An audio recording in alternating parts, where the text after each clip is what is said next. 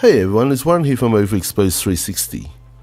In this video I'm going to run through some of my 360 photo editing techniques. Even though I'll be using photos and files that are taken and generated with the Samsung Gear 360, a lot of the techniques that I use here can be applied to editing 360 photos in general. All of my editing is done in Photoshop, but I'll also be using a small app called EXIF Tools, which is a great little tool to help with managing, copying, syncing EXIF between image files, but I'll talk more about this when we get to it. What I'm going to run through in this video require pretty basic editing skills and techniques in Photoshop, so hopefully most of you will be able to follow this through. But just remember that 360 photos and images is pretty much like a standard 2D photo, and a little photoshopping really goes a long way in making the image and the photo really pops out to the viewer. So as for comparison, we are looking to change an image from something like this that you see on the screen now into something like this, which really pops out a lot more with a lot more saturation and colors, and also with some simple editing to take out some distractions. I'll upload these images onto YouTube as a separate video so that you can actually view them in 360 and you can see the difference yourself. I'll post a link up on here so you can probably click through here. And preferably, if you actually view it in a VR headset, that's probably the best way to really appreciate the difference in the 360 images and videos. So in this video, we'll be looking at the best methods in removing the tripod in the 360 view, editing out some of the distractions from the image, enhancing the color, saturating and dynamic range of the image, and also do some touch up on the stitch lines that often appear in 360 photos. As most of you probably already know if you're watching this video, the Gear 360 camera, like the Ricoh Theta, the LG 360 and the Nikon Key Mission 360, actually takes two fisheye images and then manipulate and stitch the two images into a single equirectangular image, which is what basically a 360 image is.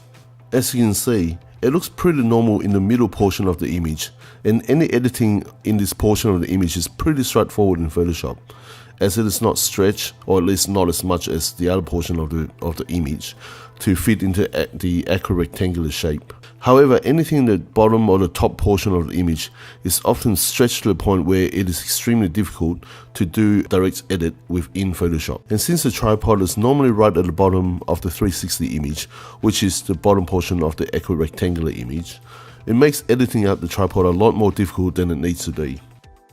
So there's a few ways that can make editing 360 images easier in Photoshop. And if you're only looking to edit out the tripod, you can simply change the equirectangular image back into a sphere to make editing out the tripod easier. And once it's removed, all you have to do is convert it back to the equirectangular format. Okay, to do this, first you have to flip the image vertically. The reason why you need to flip the image first is so that the tripod will be at the center of the sphere or the circular polar image. Otherwise the tripod will end up on the outside of the sphere, and it makes it no easier to edit out the tripod. In fact, it's probably make it harder. The next step is going to filter, distort, polar coordinates, and make sure you choose rectangular to polar. As you can see, once you have converted your equirectangular into a circular polar image, it is much easier now to use standard Photoshop techniques to edit out the tripod in the image. So all you really have to do is just get a clone tool out and you can remove the tripod. So obviously this is easier or harder depending on where you place your tripod. So have some thought on where you put your tripod when you're shooting your 360 photos or videos. It just makes life a lot easier for yourself when you try to want to edit out the tripod from your image. So once you're done and happy with your editing out the tripod in this mode, simply convert it back to the standard equirectangular image by going to Filter, Distort, Polar Coordinates, and this time make sure you choose Polar to Rectangular to put it back into the standard equirectangular format, and you can flip it back vertically so that the right side up is now back, and that's basically it, and you're done with editing out the tripod. So just changing the equirectangular to the circular polar image technique in Photoshop is quite handy for you to do some simple editing on the top and the bottom end of the 360 image. And this is what I generally do if I just want to edit out the tripod quickly. However, when there's A few other things that I actually want to edit out from the image. Sometimes I prefer to edit the unstitched version of the image, as it allows me to see the two fisheye image, which is slightly stretched and slightly curved as fisheye images are, but it's still relative enough for you to do some simple editing directly onto the image without having the extreme curve that you see in the stitch accurate rectangular image at the top and bottom end. So for this image of the opera house that we're editing here, there's probably not a good reason for me to have to edit it in this unstitched format, as the main area of distortion, there's some people sitting by the stairs and some people just walking down at the kind of the flat area at the bottom of the stairs there. They're all kind of in the middle portion of the image, so I could have easily edited them out on the accurate rectangular image itself, as it won't be too distorted. In the tripod we could easily edit it out using the circular polar image format. So the only instance when we probably need to edit it in this unstitched format is if there's some major distortion on the kind of the tip of the opera house at the top there, or there's some things in the sky that is a bit messed up, or something in the lower foreground area, then it's probably more necessary for us to edit it in the unstitched format. But for the purpose of this video of showing you how to edit in this unstitched format, I will go through and actually edit this image in this way, and what we need to do in order to stitch this back up into the accurate rectangular format that we need for 360 photos or videos. So the first thing I'll do is edit out the tripod at the bottom, and you have to edit out from both sides of the sphere. So again, we're just using the simple clone tool and just erase it out. And while I'm here, I'll just do some touch up on the floor just to clear out some of the black dots, just because I can. I'm a bit picky with things like that, so we'll just clear those out. Again, using the standard clone stamp that you can in Photoshop, so it's pretty straightforward. Okay, the next thing I want to do is clone out a few other distractions that are in the photo. So namely, there are people sitting on the stairs and in the forecourt and just on the ground below the steps of the opera house. So again, using the same technique of using clone stamp and cloning them out, it's a little bit trickier because they are not as simple as just cloning over the a straightforward floor. But again, these are Photoshop techniques that you would normally use for normal photos. I won't go through in detail exactly how to do this, but you can learn about how to use a clone stamp effectively and quickly via other videos that you can find on YouTube. So I'll quickly go through them and I'll speed through this, and then I'll show you what I do with the photos next. So once you've done all your adjustment and you're happy with it, so in this case I took out the tripod, took out some of the people from the foreground of the steps, etc. Sometimes I'll do a simple adjustment of the levels just to brighten up or increase the contrast slightly here, but there's really no need to be done here. We can do it when it's in the equirectangular format, once it's actually stitched together, but I've just done it in this case. Our next step is to get this unstitched 360 photo into a stitch equirectangular format. So if you've been using a G 360 camera for a little while, I'm sure you know that there's two main ways for you to do this. You can either use Action Director if you have access to a PC, or my preferred method is to copy this file back on the phone and use the G 360 Manager to stitch the file into the accurate rectangular format.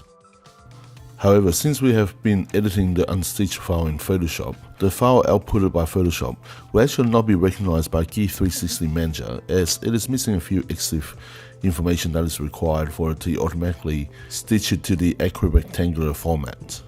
And this is where EXIF tools come in. This simple little app is available for both PC and Mac, and it basically allows you to blind copy the original EXIF information from one file to the other. So simply download and install it to your Mac or PC, and in our case on the Mac you have to open it via terminal, and in there you want to type in the following command prompt to copy the EXIF information from the original image file to the file we have edited via Photoshop. And once this is done, you can copy the file onto your phone and it will be stitched automatically via G 360 Manager.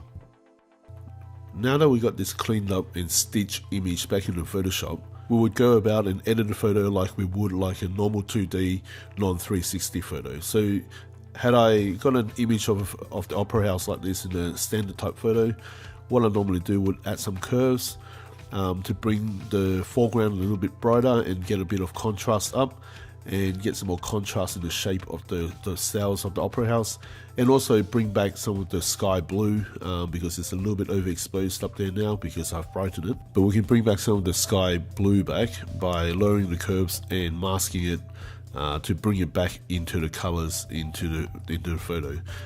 So most of the things I'm doing here are pretty standard Photoshop technique. It's nothing unique in it with what I'm doing here with 360 photos. So I won't actually run through this in detail or forward this part forward. But if any of you actually want me to run any of these editing techniques in detail, let me know and I can make another video about this. So let me forward on to the end and we'll just talk about some of the components after. Okay, now that I'm pretty happy with the image, the other thing that you have to be careful of when you edit any 360 image is the stitch line on the ends of the image that you're editing. So obviously from the 360 image with the two cameras, normally you have the stitch line you have to worry about from the camera photo itself, but also once you edit it, the left hand side and the right hand side may be slightly mismatched because of the coloring or the masking that you've done. So let's run through how I would normally go and make sure that the stitching of the edited photos lines up. So to clean up this stitch line, what I do, I would normally offset the image by making two copies of it and pasting them, one to the left hand side and the right hand side, so it's almost like moving the image completely around, so it's rotating the image around kind of 180 degrees into the image. So what you end up is seeing the stitch line in the middle of the other component of the opera house rather than the center of the image. So we've got this zoomed in right now, so you can see that it's slightly out in terms of the brightness after editing, so it's a little bit darker here compared to being a bit brighter on the other side, and it's also slightly less sharp. That's just the quality of the camera, so we can sharpen it a little bit and just brighten it a little bit and basically trying to make both sides seamless when you scroll through from one side to the other. So all we will have to do is just clone out a little bit here and just brighten it a little bit on the other side where somehow I managed to darken it a little bit, maybe when I was doing the sky before. And it'll look pretty good, I think. If we scroll up and down, I think in the sky area there's a little bit of a line there as well, so that's not hard to clear out as well. All you really have to do is just to clone that out. So in here you just basically just clone that out, and that's pretty good. So I think that's pretty much all we have to do for this image.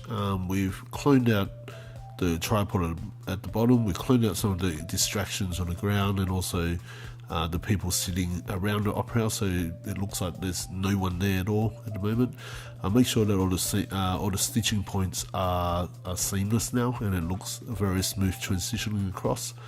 We've played with the contrast, the saturation a little bit to bring the sky's colors back, get more contrast in the opera house, make it a bit sharper as well. And this is pretty much all you have to do to really make your 360 image pop.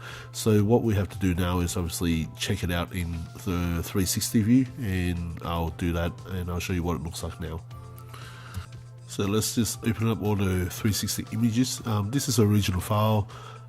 This got all the people sitting around the opera house still, and if we actually scroll down and have a look, the tripod's still there, so it actually looks pretty good. It's not too bad. So the first image that we'll have a look at from edit is the one that we have cloned out all the people from the steps, cloned out the tripod, and just adjusted the brightness a little bit. So you can see here it's a little bit brighter.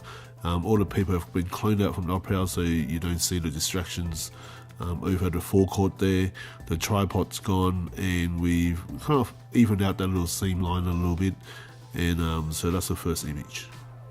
And now this is the second edited image. This is where we actually done all the contrast and all the masking and all the it makes it looks a lot more dramatic with that dark blue skies in the nicely contrasted and brightly lit opera house. So it's kind of simple similar Photoshop technique that you would do for photos to get a HDR type look as well, and you can simply apply that to your 360 image the same way. And that's basically it from this video. I will put a 360 version video up with the different state of the Opera House, or different state of edit up, so you can check it out either on your phone, on your desktop, or if you've got a VR headset, that'll be good to check it out in. I hope you all have found this video useful, and if you have or enjoyed what I've put out, please subscribe, and there'll be lots more other videos related to 360 coming soon.